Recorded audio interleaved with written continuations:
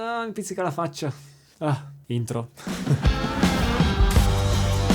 Ciao chitarristi, vi siete mai chiesti perché alcune chitarre hanno dei manici che sembrano molto più lunghi del normale? Oggi si parla di chitarre baritone. Ho ricevuto veramente una valanga di commenti per convincermi a fare questo video, per cui polliciate qui sotto, vi iscrivete al canale perché poi arriveranno altri contenuti anche se voi mi dite di non farli, io li faccio lo stesso. Secondo la lingua italiana la parola baritono viene usata per definire ad esempio una voce dal timbro grave e robusto, quindi un timbro molto basso ma che a livello di altezze, di note proprio, sta a metà tra il basso e il tenore, quindi è una via di mezzo. Quindi se rapportiamo questa terminologia sulla chitarra capiamo che abbiamo per le mani uno strumento che suona più basso come tonalità rispetto a una chitarra standard. Ora, questa è la definizione super generica, adesso andiamo nello specifico. Per farlo ho chiesto ai ragazzi di Musical Store 2005 di mandarmi questa chitarra bellissima, ovvero questa Ibanez RGB 21 della serie Iron Label, che è una delle più recenti in casa Ibanez, dedicata soprattutto ai metallari. Quindi io sono metallaro, quindi questa chitarra è fatta per me, solo mia, basta, voi no, solo mia. E appunto è in questo video perché si tratta di una chitarra baritona, ma ci tengo a precisare che le chitarre baritone in generale non sono solo per suonare metal, ci si può suonare anche un funk che è uno spettacolo. Questo tipo di chitarre possiamo dire che gioca un po' con la fisica, semplicemente applicando alcune regole di base che riguardano soprattutto la tensione delle corde, così ci permettono di fare quello per cui le chitarre baritone sono pensate. Allora, strutturalmente cosa cambia tra una chitarra baritona e una chitarra normale? La chitarra normale, magari ne prendo una, sempre in meglio. La chitarra normale sappiamo essere appunto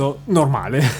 Per quanto riguarda questo tipo di chitarra dobbiamo parlare di lunghezze della scala, per cui su modelli più classici sappiamo che la scala della chitarra varia fra tre scelte che sono le più diffuse: 24,75 pollici, quindi 24 e 3 quarti per quanto riguarda tutte le chitarre ispirate al mondo Gibson, 25 pollici e mezzo che è tutto quello che riguarda il mondo più Fender, quindi Stratocaster, Telecaster e tante chitarre simili, e poi abbiamo la scala da 25 pollici precisi e la ritroviamo in praticamente tutte le chitarre di PRS, a parte qualche piccola eccezione, però tipo la Custom 24, quella che ho anche io qui, quella è scala 25. Ora, cosa cambia fra queste scale diverse che vi ho detto? Ma intanto, soprattutto, che cos'è la scala della chitarra? Non voglio dare per scontato questa cosa, quindi ci tengo a spiegarvi che cos'è la scala, ma soprattutto se sapete già che cos'è, continuate a guardare il video perché magari vi dico alcune chicche sulla scala della chitarra che vi sfuggivano. Allora, quando si parla della scala della chitarra si intende la distanza che passa tra le sellette del ponte, quindi il primo punto di contatto delle corde, fino al capotasto, che è l'ultimo punto di contatto delle corde prima delle meccaniche. Praticamente sono i due punti cardine su cui si regge la corda per essere appunto tesa, tirata e accordata. Spostando questi punti, quindi allontanandoli o avvicinandoli fra loro, allunghiamo oppure accorciamo la scala della chitarra. Ed ecco la differenza principale fra le scale che abbiamo detto prima. Cambiando la scala, cambia la tensione delle corde a parità di intonazione. Ciò significa che se prendo ad esempio una Les Paul, una PRS e una Stratocaster, per farvi l'esempio, prendendo come riferimento la terza corda, che è il Sol a vuoto, a parità di intonazione, quindi su tutte e tre le chitarre la corda è accordata sulla stessa nota, quindi la frequenza a cui vibra la corda è esattamente la stessa, ecco, a parità di queste cose cambia la tensione della corda stessa. Sulla Les Paul, che ha la scala più corta, sarà un po' più morbida,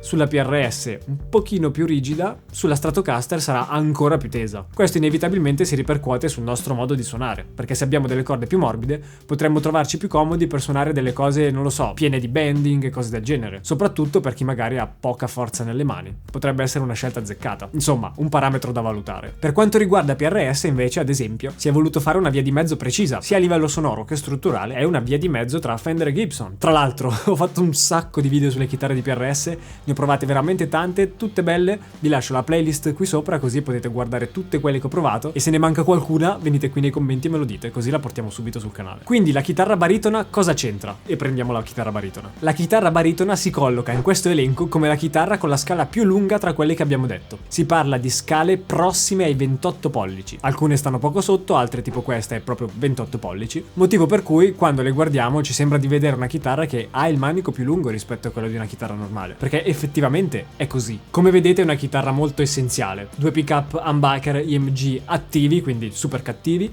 ponte fisso, il selettore è un selettore a 1, 2, 3 vie, un potenziometro solo e basta. Cioè non abbiamo potenziometri del tono, non abbiamo push pull, anzi è già tanto che ci sia anche il volume, perché potevano tranquillamente mettere solo un tasto per fare on off. Fine, perfetto, uno spettacolo. Per quanto riguarda il manico invece è un sacco interessante, perché la tastiera è in Jatoba, legno che qui sul canale abbiamo già visto in qualche occasione. Se vi ricordate in che video ditemelo, perché io non mi ricordo. Ma la cosa bella è il dietro, perché abbiamo un manico fatto in 3 pezzi, 2 di acero e uno centrale in amaranto oppure purple heart. Il corpo, come tipico delle chitarre Ibanez RG, è molto sottile ed è in gnato, e niente, ci sono tutti i presupposti per una chitarra che legna fortissimo, non perché sia fatta di legno. Ci avete mai fatto caso, ad esempio, che il manico di un basso è estremamente molto più lungo di una chitarra? Il principio è esattamente lo stesso, però come lo sfruttiamo a nostro vantaggio? La chitarra baritona non nasce per rendere difficili i bending, avendo le corde un pochino più tese.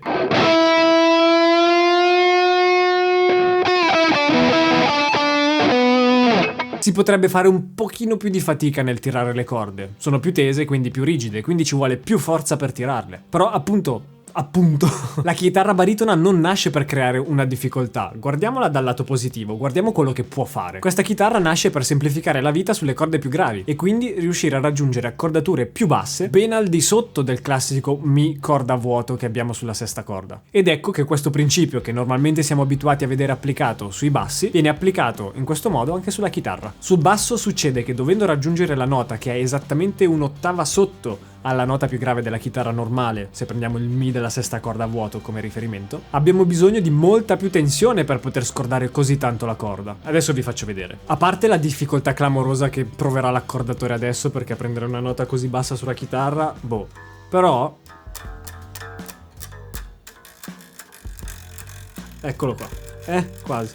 Questo è più o meno un Mi del basso, quindi un'ottava sotto, e la corda è decisamente insuonabile. Però cosa succede se noi prendiamo questa corda tutta molle, non tesa, e la allunghiamo fino a farla tornare tesa? Succede che otteniamo un basso oppure una chitarra baritona. Quindi la lunghezza in più che viene aggiunta nella scala della chitarra serve per compensare appunto questa mancanza di tensione. Questa cosa però ci porta a un ulteriore vantaggio se si parla di accordature più basse, perché allungare la scala non è l'unico modo per recuperare tensione. I più attenti di voi so che lo avranno già notato su questa chitarra, cosa c'è di particolare oltre alla scala lunga, però andiamo avanti. Un altro dei modi per recuperare tensione potrebbe essere quello di cambiare la scalatura delle corde, cioè la dimensione fisica delle corde. Di solito si parla di 10,46, salendo si passa per 11,52 e ce ne esistono.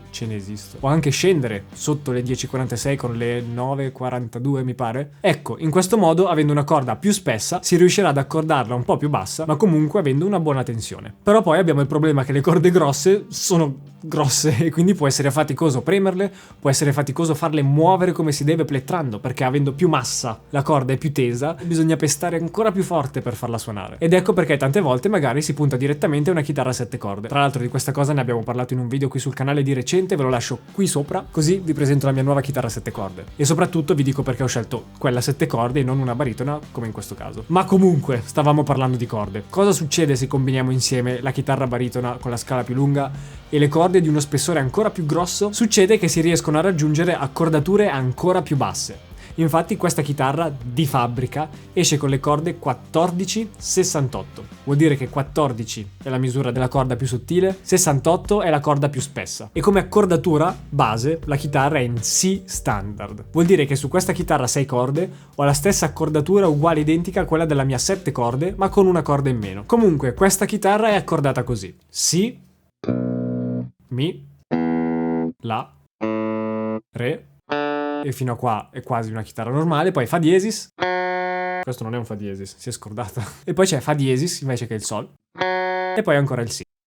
Praticamente è l'accordatura di Mi standard, ma riproposta svariati semitoni sotto. Possiamo scendere al drop La, quindi è come fare il drop Re sulla chitarra normale. Qui droppo la sesta corda che da Si scende a La e ho il drop La come accordatura, ma posso scordare poi tutto di mezzo tono, di un tono intero, e scendere a drop Sol diesis, drop Sol, e andare ad esplorare dei territori oscuri. Cioè, per farvi capire, io sulla mia 7 corde monto corde 10-56, cioè Quella che su questa chitarra è la quinta corda, sulla mia 7 corde è la settima corda come dimensione, giusto per farvi capire quanta tensione in più c'è su questa chitarra. Tra l'altro una bella sorpresa è stata che questa chitarra di serie monta le D'Addario XL 157, corde particolari perché come scalatura non è così comune. Vi lascio qui sotto in descrizione comunque tutti i link, così potete vedere la chitarra, le corde, l'altra 7 corde, fare tutti i confronti che volete con le schede tecniche, perché poi lo so già che ci si perde in questo. Tutte queste differenze, ok, ma alla fine una chitarra baritona come suona? Ve la faccio sentire e poi rispondiamo alla domanda del titolo, perché alla fine dovrà finire il video prima o poi.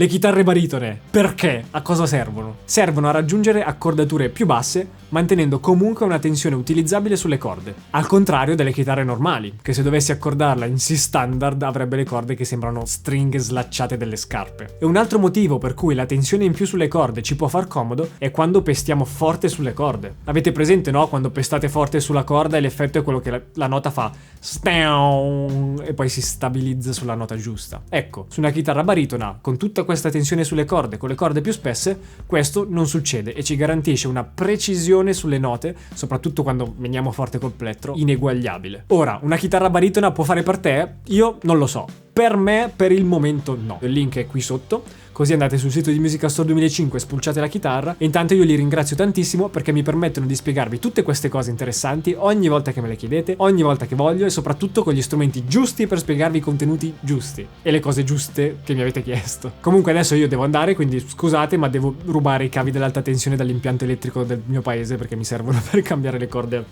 questa.